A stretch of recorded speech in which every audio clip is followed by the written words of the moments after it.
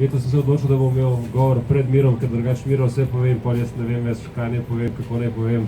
Tako da Miro, letos bom jaz probal vse povedati, pa da tebe v zadrego spravim, ker si pač izvrsten govorc in se veseliš tega že celo leto, da boš lahko javno nastopal.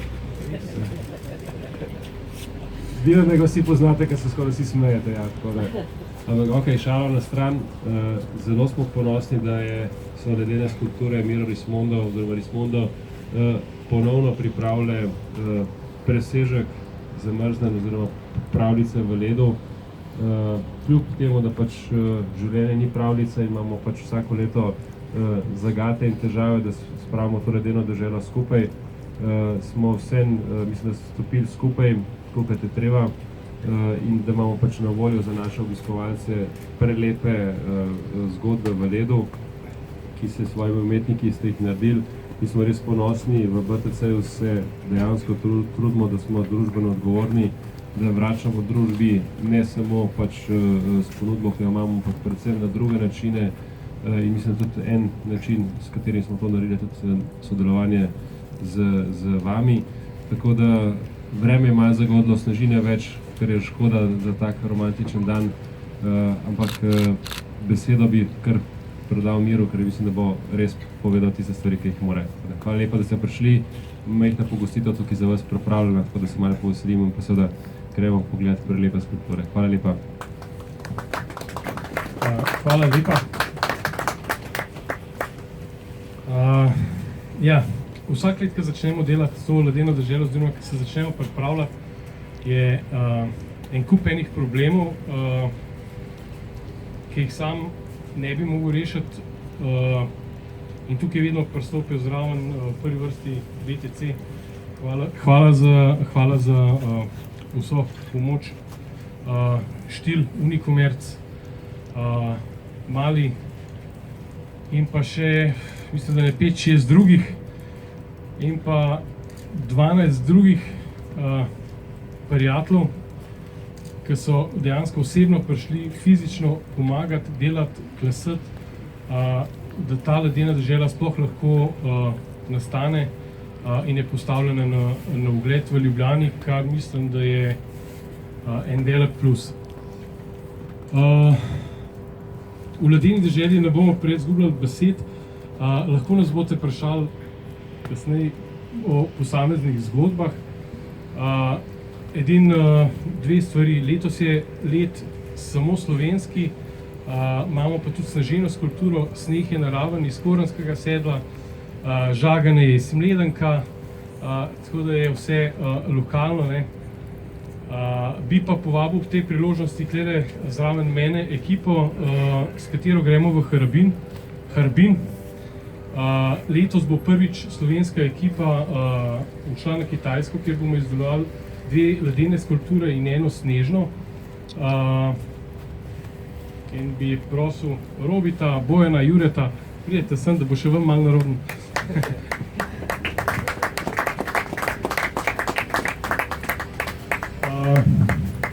Mi smo se zbrali skupaj, odločili, da gremo malo na Kitajsko. Bej, tam ful cnej urodje, roba je dobra, vmes bomo mogli malo narediti kakšno stvar. Lotili smo se projekta resno, gremo tja, da bomo prvi, pa se bo zares zgodilo, ne vemo. Smo pa odločeni dobro delati. Tukaj bi spet poudaril sponzorje Štil, Perles, Mali, ki so nam omogočili to pot in pokriti te stroške. Upam pa, da se bomo slišali, ko pridemo nazaj, pa da bomo nekaj pametnega zapovedati. Hvala vsem skupaj, povabljeni v ledeno deželo. Zdaj pa lahko privoze.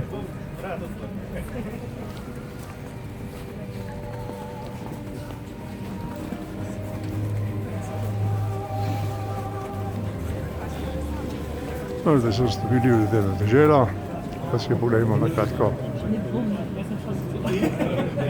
Še vrečko sem vzel.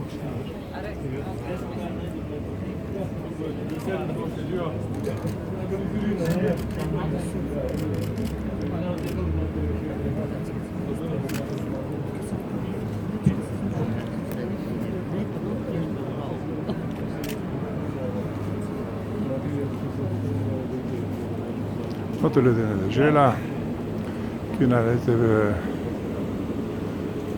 bližini znamenitega Atlantisa v PTC-ju. No, tukaj vidite kočijo,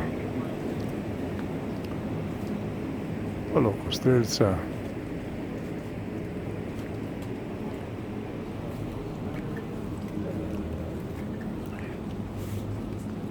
Kraljico.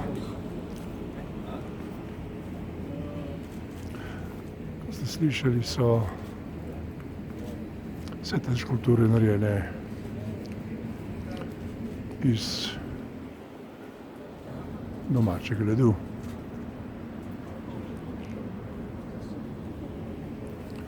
No, tukaj je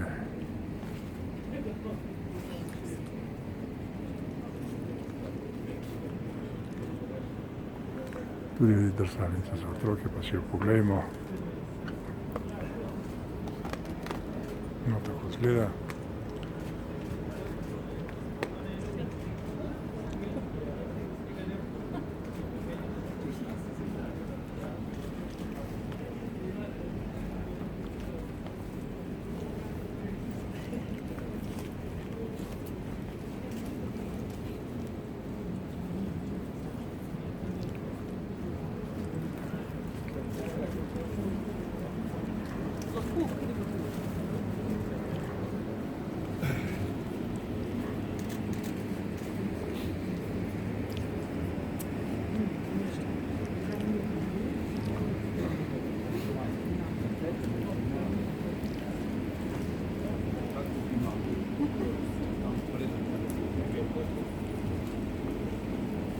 Tole vidite pava.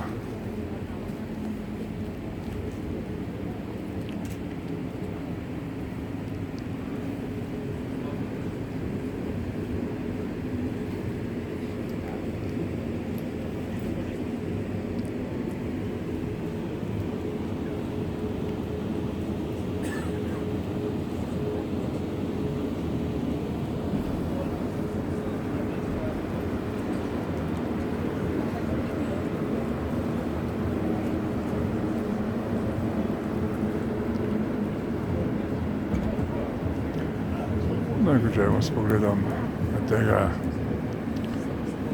znamenitega zmaja, ki je seveda, kot veste, osnova mesta Ljubljane.